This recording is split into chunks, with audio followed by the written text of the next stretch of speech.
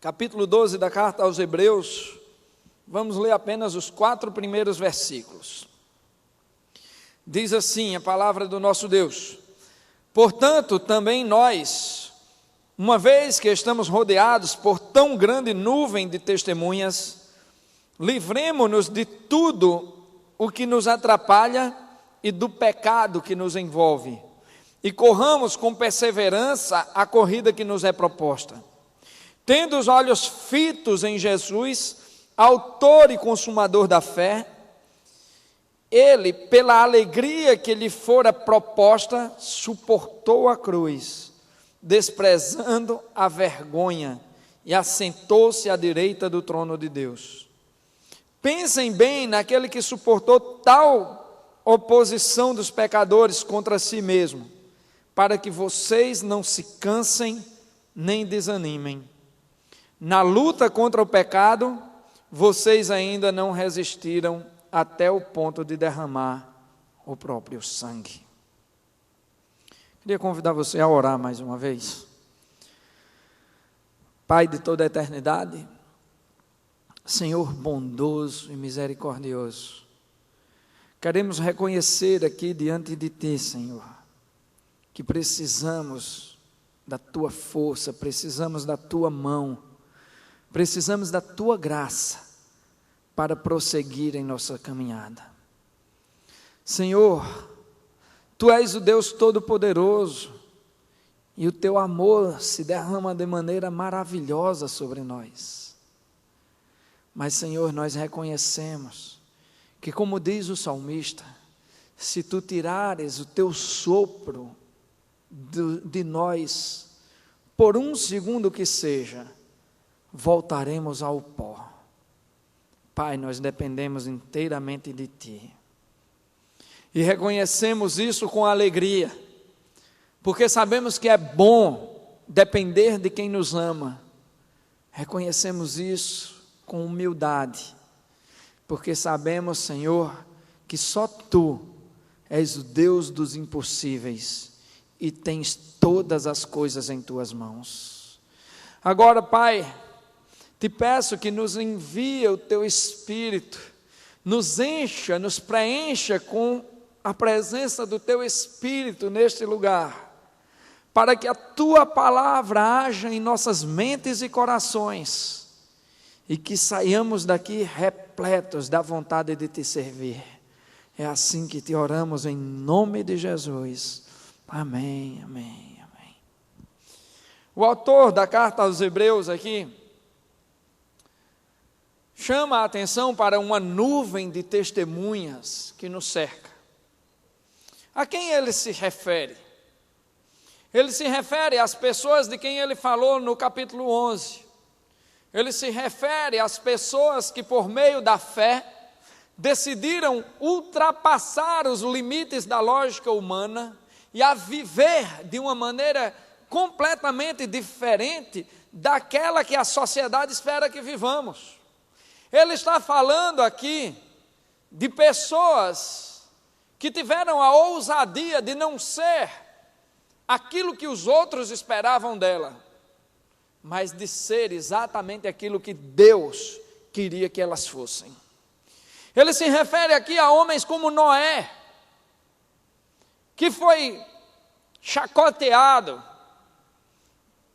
um homem de quem zombaram, porque disse: olha, o fim está próximo, vamos entrar todos numa arca. Ele está falando aqui de homens como Moisés, que conduziram o povo no meio de um deserto. Está falando aqui do sacrifício de Abel. Está falando aqui de Sansão, que tantas vezes, tentado a usar o seu poder e a sua beleza para viver na carnalidade, decidiu entregar a sua própria vida literalmente para cumprir os desígnios de Deus. Ele está falando aqui de Raabe, uma mulher que, apesar de uma vida complicada, decidiu arriscar o próprio pescoço para salvar os servos de Deus que estavam ali espiando a terra prometida. Ele está falando aqui de pessoas que ousaram ser diferentes. Está falando de pessoas que ousaram confiar em Deus debaixo de toda e qualquer circunstância.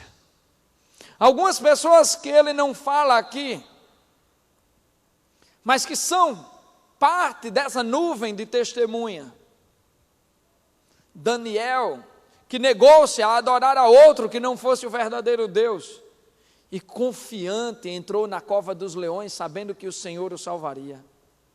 E os seus 3 amigos, Sadraque, Mesaque e Abednego, que disseram diante da fornalha: caro rei, se o meu Deus quiser me salvar, Ele me salvará.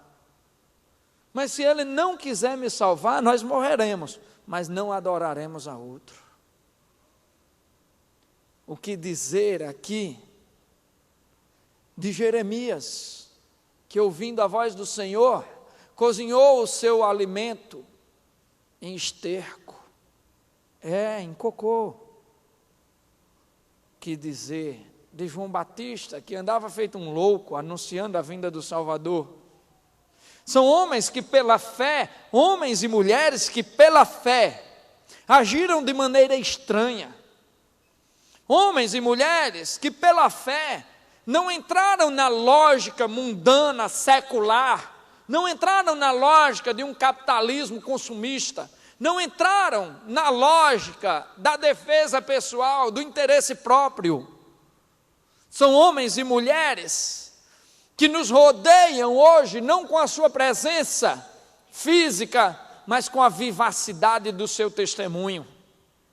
O que dizer daqueles homens e mulheres que foram jogados aos leões nas arenas da Europa antiga e que, glorificando a Deus, conquistaram a alma de tantos que foram para ali ver um espetáculo de morte e aprenderam, através da glorificação de quem estava na boca dos leões e dos tigres, a glorificar um Deus que está vivo e acima da morte. Quando Ele nos convida a conhecer, quando Ele diz assim: também nós, uma vez que estamos rodeados por tão grande nuvem de testemunhas, Ele nos chama a lembrar das pessoas que desafiaram a lógica materialista, que entraram numa nova lógica, a lógica da fé no Deus do impossível. A primeira lição que tiro aqui é que quando agimos pela fé, escapamos da lógica dos ignorantes, escapamos da lógica dos cegos, e abrimos os nossos olhos para um novo tipo de lógica, para uma lógica que não dá mais satisfação a quem quer que seja, a não ser ao Deus Todo-Poderoso.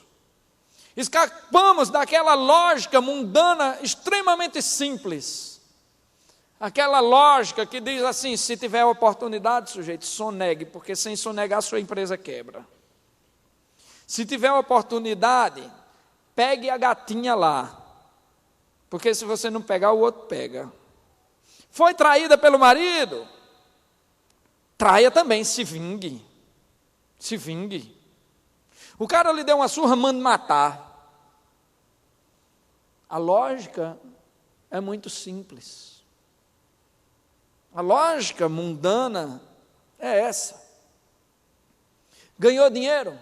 Ganhe mais. Vai viver como pobre, podendo ser rico? Dessa lógica o Senhor quer que nós escapemos. Dessa lógica o Senhor quer que nós fujamos. Estou falando aqui de escolher entre 2 caminhos. De escolher entre aquele caminho que o Senhor chamou de largo. Quem escolher essa lógica aqui, quem escolher esse caminho aqui, anda pelo caminho largo. E vai ser assim: lhe ofendeu, se vingue. Teve oportunidade, fature. Tem poder, humilhe. Não tem poder, bajule, conquiste. Do outro lado, foi humilhado, perdoe. Bateram na sua face, ofereça outra. Roubaram a sua túnica, ofereça a capa. Lhe traíram, ame. Ame os seus inimigos, porque os amigos é fácil. O que importa não é o que está no meio do caminho, é o que está do outro lado. Aonde a sua lógica está lhe levando? Olhem para o exemplo de quem desafiou a lógica do mundo. Olhem o que Noé encontrou. Olhem o que zombaram de Noé encontraram. Visto que estamos cercados de tão grande nuvem de testemunhas. Visto que estamos cercados de tão grandes nuvens de testemunhas que desafiaram os caminhos da lógica mundana e material. Vistos que estamos cercados por uma nuvem de testemunhas que mostra que há um outro tipo de vida que podemos nos conduzir. Fujamos então da lógica materialista. Escapemos da lógica dos cegos, daqueles que só veem o que está ao seu redor. Escapemos e construamos uma nova lógica, a lógica de quem vive pela fé. Porque a palavra de Deus é loucura para os homens. Porque é loucura, meu irmão, dizer que um homem sangrando e chorando numa cruz conquistou vida eterna e conquistou a vitória maior do universo. É loucura. É loucura dizer que uma mãe que chora pelo seu filho agradece porque sabe que ele foi salvo. É loucura o homem que rejeita a propina porque sabe que Deus está olhando. É loucura o homem e a mulher que se afasta do adultério, porque sabe que há um Deus que não aprova isso. É loucura o jovem que deixa de beber e deixa de se drogar e deixa de viver as loucuras ensandecidas de uma juventude altamente materialista. Tudo isso é loucura aos olhos dos homens, porque escapa de uma lógica infernal que se instalou no meio de todos nós, principalmente pela via do consumismo louco, do consumismo, sabe, consumismo em todos os sentidos. Temos que ter um padrão de beleza. Não, o gordinho está fora do padrão, o magro demais também está fora do padrão. Tem que ser magrinha, mais cheinha. A barriga, meu irmão. Pessoas se matando dentro de academias para estar dentro de um padrão físico. Pessoas se matando e às vezes matando os outros para possuir aquilo que não podem. Pessoas se endividando a sua própria família, perdendo muitas vezes a segurança de sua própria casa. E para quê? Para seguir a lógica do materialismo consumista. Para quê? Qual o sentido? O que estamos construindo?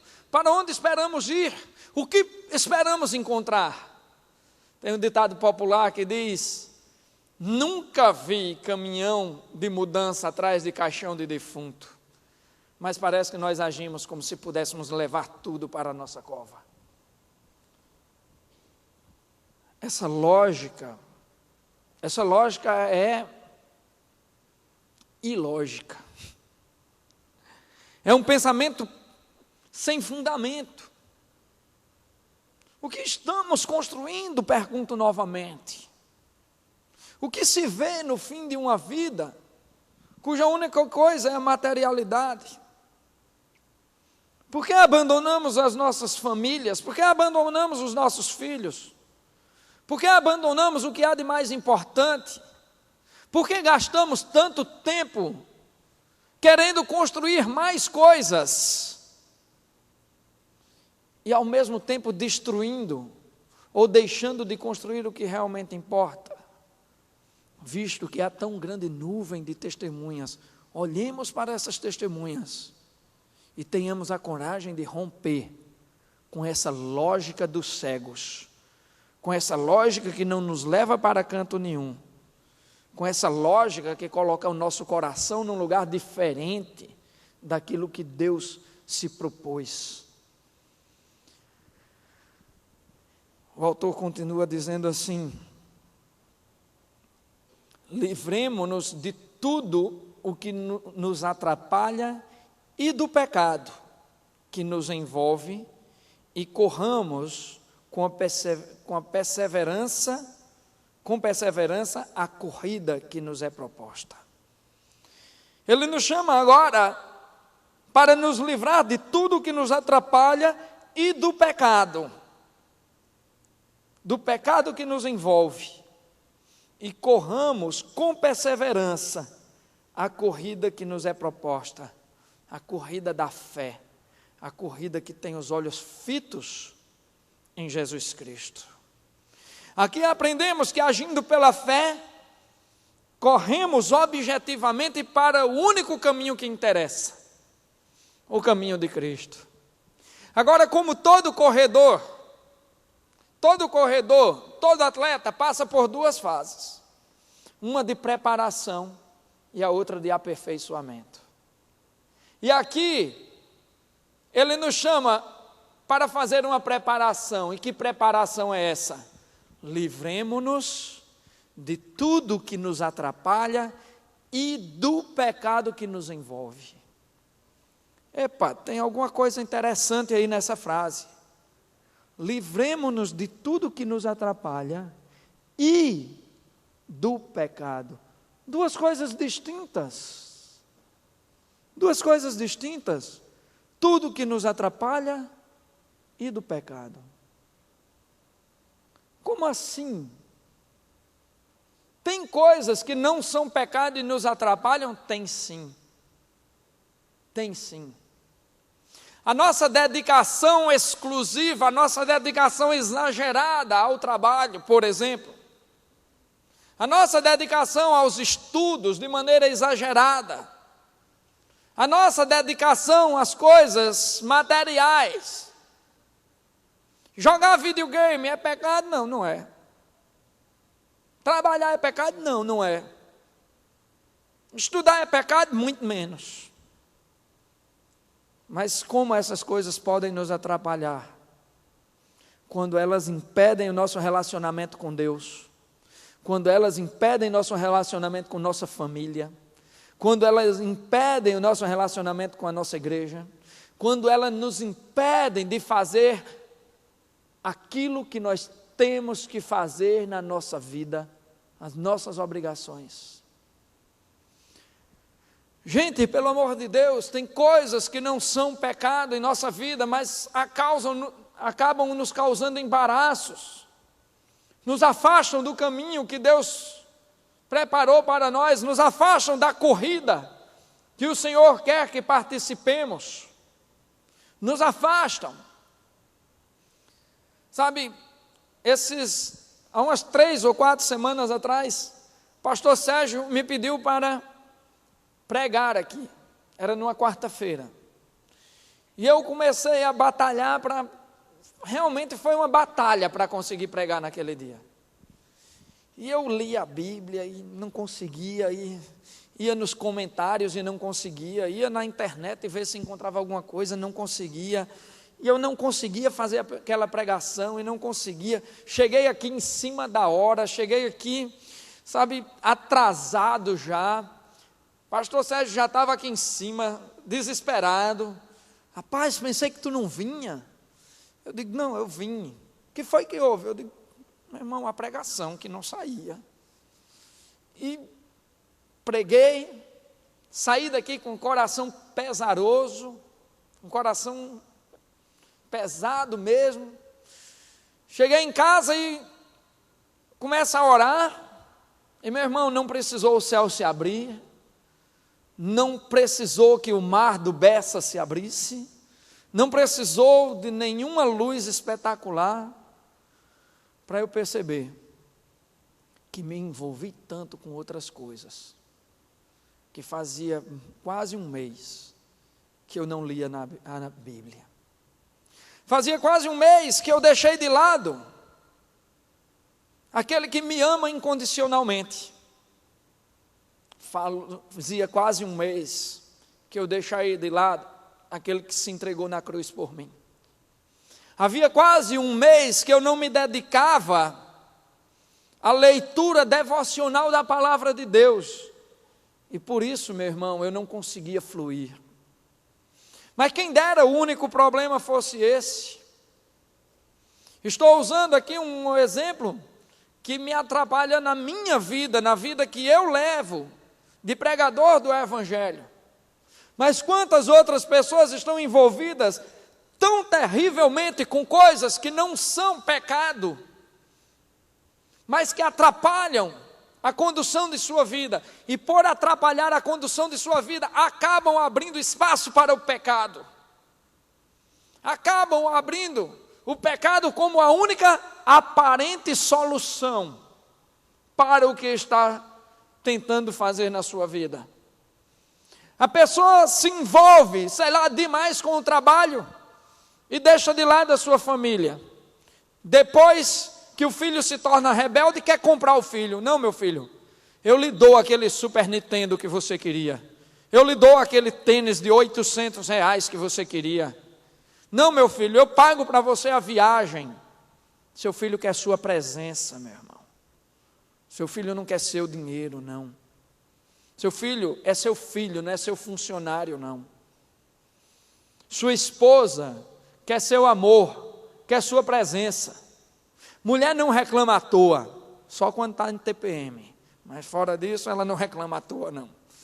Mulher não está reclamando à toa, exigindo seu amor, porque você está dando de sobra. Não. Se ela está reclamando da sua falta de amor, é porque está faltando, meu amigo. Eu estou falando de amor mesmo. Amor de homem. Não estou falando de sexo de macho, não. Estou falando de amor de homem. De pessoa. Nós nos abalamos em fazer tantas coisas. E simplesmente dizemos, não há mal nenhum no que estou fazendo. Mas aí começo a abrir espaço para o pecado. Minha mulher está reclamando demais. Solução? Vou arranjar outra. Meu filho está reclamando demais. Solução? Vou deixá-lo para lá. Deus não atende mais minhas orações. Solução? Vou parar de orar. Gente, a preparação para a corrida da fé é deixar de lado tudo aquilo que me atrapalha e o pecado. Deixar para lá as coisas que me atrapalham e o pecado que nos envolve. Olha só que coisa interessante, que nos envolve, que se articula ao nosso redor, com pequenas tentações, com pequenos delitos que vão se transformando em grandes, se articula como um sistema pernicioso, se articula de uma maneira que nos envolve e nos conduz para distante, e nos impede de manter os olhos, primeiro na nuvem de testemunhas e agora em Cristo Jesus, que é o porto seguro que precisamos. O versículo 2, nos ensina então, que nessa corrida que nos é proposta, devemos fazê-la tendo os olhos fitos em Jesus, autor e consumador da nossa fé. Ele, pela alegria que lhe fora proposta, suportou a cruz, desprezando a vergonha, e assentou-se à direita do trono de Deus. Agindo pela fé, reconhecemos que é o ponto final da corrida que nos interessa, e não a corrida em si. Olha que frase tem aqui, olha que coisa interessante, que coisa profunda ele nos diz aqui. Ele, Jesus, pela alegria que lhe fora proposta, suportou a cruz, desprezando a vergonha, e assentou-se à direita do trono de Deus. Espera aí, que alegria é essa que ele está falando? Será que Jesus tinha alegria em sofrer? Será que Jesus era algum tipo de masoquista que olhou assim e disse: olha que bom que meu pai vai me mandar agora, eu vou descer à terra aí, vou me misturar com os seres humanos e vou viver igual a um deles, e quando eu tentar amá-los, eles vão me humilhar, eles vão me chutar, eles vão me bater, e o meu melhor amigo vai me negar, o outro muito próximo vai me trair, e eu vou ser escorraçado no meio da rua e humilhado. Olha que coisa boa, eu vou carregar uma cruz enquanto sangro pelo meio das ruas, as pessoas vão cuspir em mim e vão zombar da minha cara. Olha que coisa maravilhosa. Será que quando eu for crucificado, que o meu sangue estiver correndo por aquelas pessoas, um ladrãozinho vai olhar para mim e vai zombar e dizer: tu não és Deus, tu não és o Filho de Deus, por que não desce daqui e nos tira a todos deste lugar? Será que Jesus tinha em mente, na sua alegria, o que ia sofrer? Não. O Senhor tinha em mente o resultado do seu sofrimento. Ele sabia que naquela cruz ele ia construir vida eterna para todos nós que estamos aqui. Para todo aquele que crê, ele iria construir a vida eterna. Ele sabia que na dor daquela cruz, ele ia construir uma outra história de vida para milhões de pessoas. Ele sabia que na dor daquela cruz, ele iria levar esperança para o coração das pessoas. Sabe por quê, meus irmãos? Porque não é no meio da caminhada que nós encontramos a felicidade. Nós encontramos a felicidade eterna no final da caminhada. Não é no meio da estrada que nós encontramos os nossos objetivos. O nosso objetivo está no final da caminhada, com os olhos fitos em Jesus Cristo, sabendo para onde Ele está nos levando, sabendo que o que Ele está fazendo por nós é o que realmente importa. Em Eclesiastes 3, nós aprendemos que tudo o que Deus faz dura para sempre, e isso é o que verdadeiramente importa. E essa era a alegria de Cristo naquela cruz, a alegria de quem sabia que o sofrimento por onde Ele estava passando produziria a alegria e a vida para muitos. Meus irmãos, o que é que podemos tirar disso para as nossas vidas?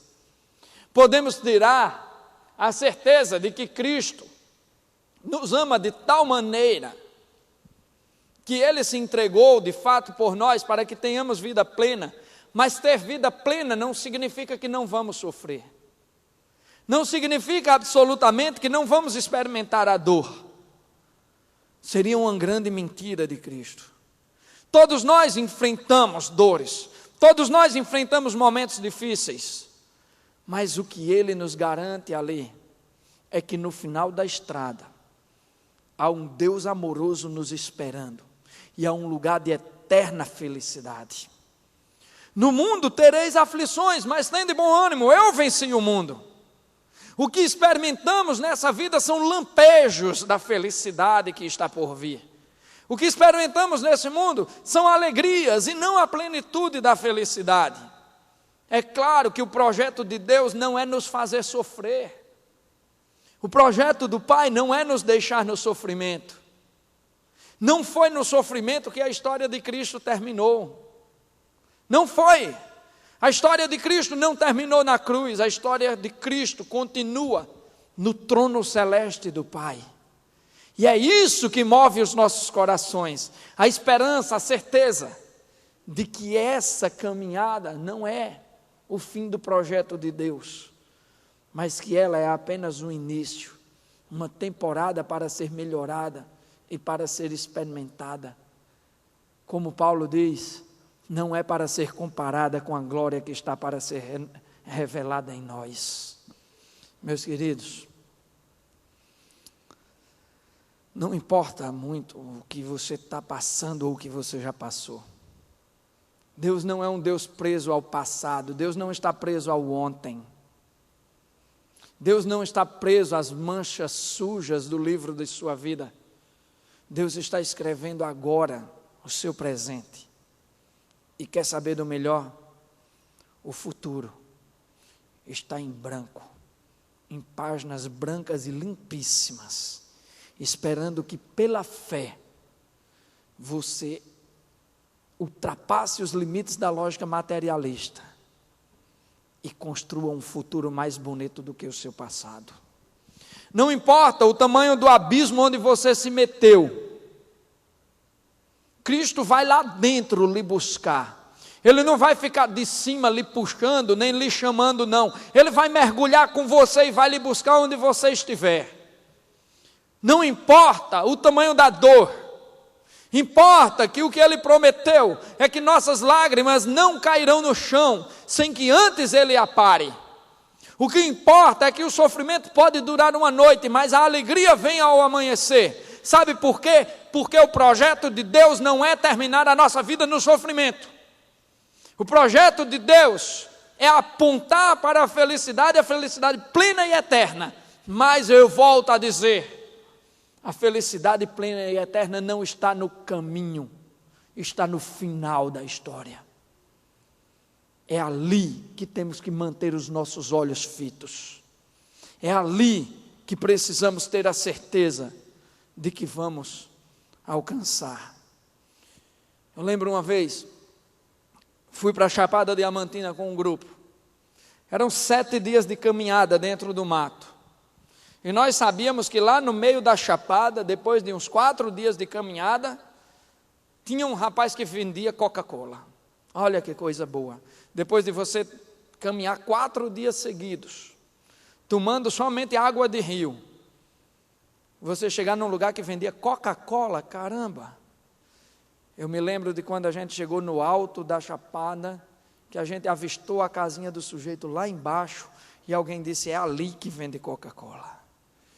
Cara, foi como se a gente tivesse começado aquela caminhada ali, e saímos em disparada, queríamos Coca-Cola, porque nós estávamos vendo onde tinha Coca-Cola, e parecia que aquele era o último objetivo do mundo.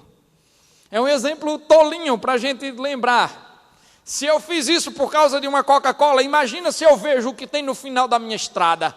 Imagina se eu vejo a glória irrecusável, a glória maravilhosa do meu Cristo Jesus lá na frente. Se eu consigo manter os meus olhos fitos em Jesus, o meu Senhor, o que farei para chegar até Ele? Será que pelo menos assim conseguirei negar a lógica do mundo? Será que pelo menos assim conseguirei entender que os planos do Senhor são muito mais especiais, muito melhores, muito mais profundos do que o meu materialismo pode imaginar, do que os meus olhos podem alcançar? Ele termina, para terminar, ele diz assim: pensem bem naquele que suportou tal oposição dos pecadores contra si mesmo, para que vocês não se cansem nem desanimem. Olha só, pensem bem em quem? Em Cristo Jesus. Em quem? Naquele que enfrentou a cruz, naquele que suportou a cruz, naquele que enfrentou a oposição dos pecadores, naquele que morreu por vocês. Pensem bem na ponta que está lá. Pensem bem em Cristo Jesus. Para quê? Para que vocês não se cansem, nem desanimem. para que vocês não se cansem nem desanimem. Porque na luta contra o pecado vocês ainda não resistiram até o ponto de derramar o próprio sangue. Gente, olha que promessa maravilhosa para quem vive por meio da fé. Quem vive pela fé, agindo pela fé, não encontrará barreiras no meio do caminho. Se a vida é comparada a uma corrida aqui, gente, é uma corrida de obstáculos. Não é uma corrida simples, não é uma corrida de flores, não é uma corrida sem tropeços, não é uma corrida sem desvios, mas é uma corrida em que a mão de Deus estará sempre estendida para aquele que crê, sempre estendida para aquele que o busca. Lembrem-se, pensem naquele que se deu por você. Pensem no poder soberano de Cristo Jesus. Em Eclesiastes ele diz mais ou menos assim: lembra-te do teu Criador nos dias da tua mocidade, antes que venham os maus dias, nos quais dirás, neles não tenho prazer. Antes que se tornem fracos, antes que se tornem débeis, antes que a luz falte aos seus olhos. Lembrem-se de Jesus o tempo inteiro, porque dessa maneira vocês não cansarão, dessa forma vocês não se frustrarão. Longe disso, quando tiver difícil, meu irmão, o Senhor ajuda. Quando as pernas não aguentarem mais caminhar, quando você não aguentar mais nem sequer rastejar, o Senhor te fará voar, meu irmão. O Senhor te fará melhor do que antes. Quando as coisas parecerem erradas, Ele consertará. Quando tudo parecer sem jeito, Ele fará o impossível.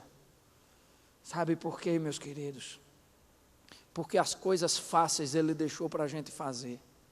As difíceis Ele nos capacitou, mas as impossíveis, Ele mesmo põe a mão na massa e faz. Mas faz por mim e faz por você. Tem uma música que diz que se o meu Deus não abrir o mar para mim, me fará andar sobre as águas. E eu creio nesse Deus que faz isso. Num Deus que não deixa o seu povo cansar, que não deixa o seu povo desistir, que não deixa o seu povo parar de clamar, que não deixa o seu povo parar de lutar, mas para isso é necessário viver pela fé. É necessário viver pela fé. Um homem chamado Jó viveu pela fé. Um homem chamado Jó experimentou o sofrimento, experimentou perder tudo o que tinha. Jó perdeu seus rebanhos, perdeu suas casas, perdeu o que seria avaliado hoje em milhões. Jó perdeu seus 10 filhos. Jó perdeu a saúde. Jó transformou-se numa só ferida dos pés até a cabeça. E a Bíblia narra que ele usava cacos de telha para se coçar e para raspar aquela ferida. A única coisa que o diabo deixou na vida de Jó foi uma mulher que disse: Jó, o que é isso? O que é isso que tu estás vivendo? Onde está o teu Deus? Onde está o teu Deus, Jó? Onde está o teu Deus que deixou você perder tudo que tinha, Jó? Onde está o teu Deus que não protegeu teus filhos, Jó? Onde está o teu Deus que nem a tua saúde te poupou, Jó? Onde está o teu Deus, Jó? Amaldiçoa esse Deus, Jó. Amaldiçoa esse Deus e morre, Jó. Desiste. Não há mais chance para você, não há como se reerguer desse buraco em que você está enfiado, Jó. Desista, Jó. E Jó, movido pelo Espírito Santo, na condição de um homem que se sentia derrotado, na condição de um homem que se sentia fraco, na condição de um homem que chorava o luto de 10 filhos, da perda integral do seu patrimônio. Jó olha para aquela mulher e diz: mulher, tu ages como uma louca. Deus deu, Deus tomou, louvado seja o nome do Senhor. Aquela mulher representa a nossa humanidade mais mesquinha. Aquela mulher representa a nossa falta de fé, a nossa incapacidade de manter os olhos fitos no Deus que nos deu todas as coisas. Aquela mulher representa a nossa incapacidade de ver a Cristo, mesmo no meio da dor, mesmo no meio do desespero, mesmo no meio de momentos indiscutivelmente difíceis para as nossas vidas. Aquela mulher simboliza a desesperança, aquela mulher simboliza a entrega. Mas quando o diabo, por meio daquela mulher, dizia: desista, Deus dizia: não, Jó, eu te levantarei. Quando aquela mulher dizia: Jó, esse teu Deus não cuida de você, Deus dizia: Jó, eu estou aqui. Abandone, Jó, esse Deus. Não te abandonarei, Jó, porque você é meu filho. É assim que Deus age no meio do desemprego, é assim que Deus age no meio da dor, é assim que Deus age na frente da perda, é assim que Deus age nos hospitais, é assim que Deus age no meio das lágrimas, é assim que Deus se faz presente na vida de quem crê e de quem vive pela fé. Desista, diz o homem incrédulo, levanta-te e resplandece, diz o Deus do universo. Pare de caminhar, homem, você não consegue. O Senhor diz: se você não caminhar, eu te farei voar. Venha, vinde a mim todos vós que estáis cansados, e eu vos aliviarei. Mas é preciso viver pela fé, é preciso sair da lógica materialista, é preciso sair de uma lógica que nos afasta de Deus por motivos banais. Você já experimentou sofrer, meu irmão? A banda pode ir subindo. Você já experimentou sofrer, meu irmão? Talvez você tenha sofrido por causa dos seus erros. Lembra da tua última dor. Lembra do teu último sofrimento. E provavelmente, esse sofrimento vai ter a ver com a perda de algum bem. Esse sofrimento vai ter a ver com a incerteza, com o medo, mas não vai ter nada a ver com aquilo que Deus fez em você para a eternidade. Por que nós nos entregamos a uma lógica que nos chama para sofrer, que nos chama a confiar em quem não pode dar confiança? Por que somos chamados a confiar nos ídolos? Quando Jeremias nos ensina que o oleiro será envergonhado pelo ídolo que ele mesmo esculpiu. Por que nós somos chamados a confiar no materialismo? Quando entendemos que Ele não pode nos dar a vida, nem aqui, nem na eternidade. Porque nós insistimos em caminhar pelos lugares que Deus não reservou para nós. Porque nós insistimos em andar por caminhos tortos, quando o Senhor preparou tanta coisa linda para a gente. Está sofrendo, meu irmão, talvez por causa do seu erro, ou do erro de outra pessoa. Está sofrendo, meu irmão, por quê? Porque não alcançou o seu sonho, porque não alcançou o que desejava. Está sofrendo, talvez, por ainda estar envolvido numa lógica que só lhe impulsiona para o materialismo. Vamos tentar construir uma lógica vivida pela fé, por meio da fé. Não estou lhe chamando para abandonar este mundo, porque nós estamos aqui. Mas como a palavra de Deus nos ensina, nós estamos aqui como estrangeiros, como pessoas que apenas vão passar. Não estamos aqui por toda a eternidade. Estamos aqui para construir uma nova realidade, uma realidade espiritual, maior do que todas as outras. Pois nós servimos a um Deus que onde encontrou destruição, Ele reconstruiu.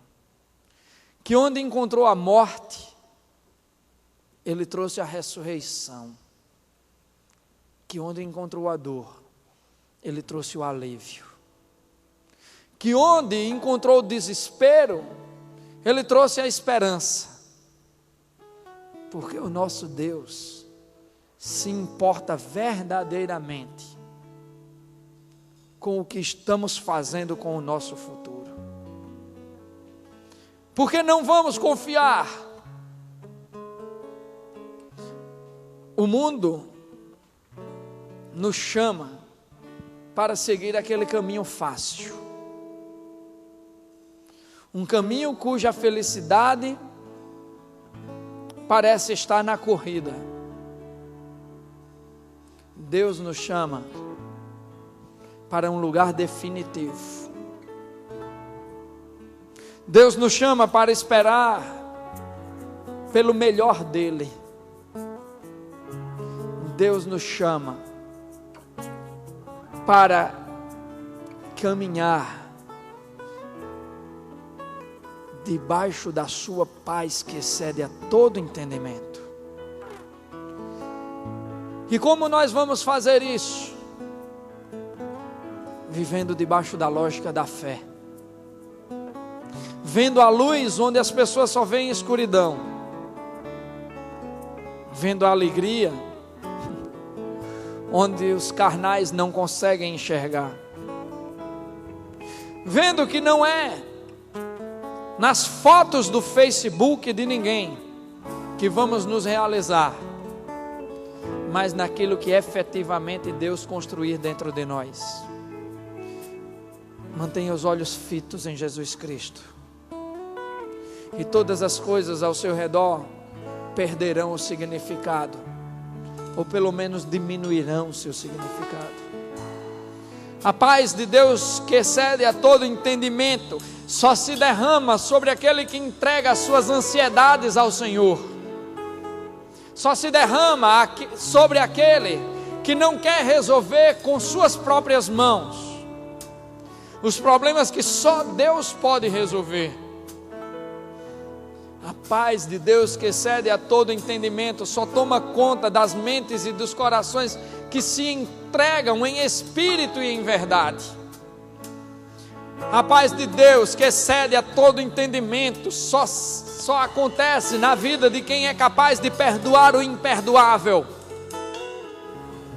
de crer no impossível, de desafiar a lógica do mundo, de se negar à vingança, de abrir mão de suas mágoas, de crer que Ele é fiel e justo e que pode perdoar pecados, e não só perdoar, mas lançar os nossos pecados no mar do esquecimento. O nosso Deus produz algo muito mais lindo do que nossas mãos podem tocar, do que nossos olhos podem ver, do que o nosso coração pode sentir. Porque aquilo que Ele tem preparado para nós, nem olhos viram, nem ouvidos ouviram, nem coração humano jamais percebeu. Porque é tão intensamente maravilhoso. O fim da nossa jornada é tão intensamente maravilhoso, que se você parar para pensar nisso, você vai ver que não há motivo para andar ansioso, com excesso de preocupações,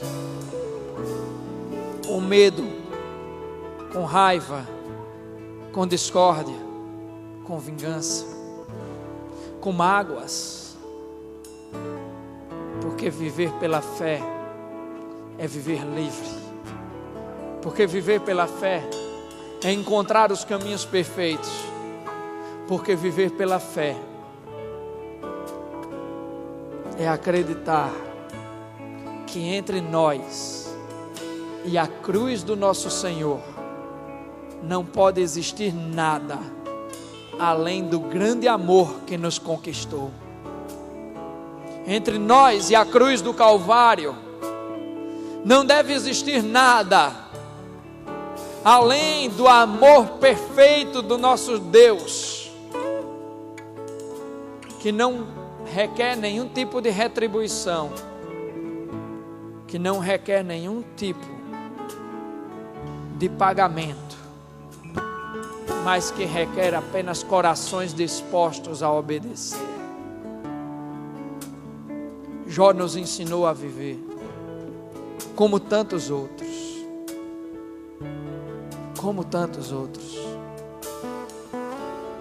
Pela fé, Moisés tocou com seu cajado no mar vermelho e viu ele se abrir.